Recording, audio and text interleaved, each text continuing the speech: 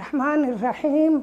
Soomaalida ku kala daadsan dunida ballaadhane dabargo'a dadkooda inay daawadaan damiirkoodu diidee ka digiga xoodow dunji aynu nahay doqoniimo abid dacalkeena may marine waxayna duleeyay dagaaladii dheeraaday iyo kala durugsanaanta iyo kala daadsanaanteenay ka dabqaateen cadaawuhu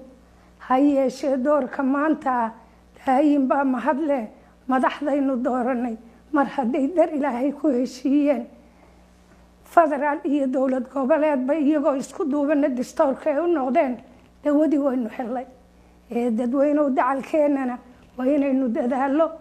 oo degdegaan u bixino deeq ballaadhan oo lagu difaaca dadkeena dalkeenan daayacane dayrkii ka dumaye daldaloolka badane daaf kasta daba lagaga yimi daleed lagama heli karo hadday diracyadiisu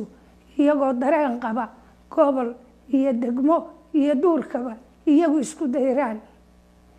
qaraxyada istaba joogaana durba way dhammaan guushuna waa dacalkeena haddii daayin yidhaahdo wabilaahi towfiiq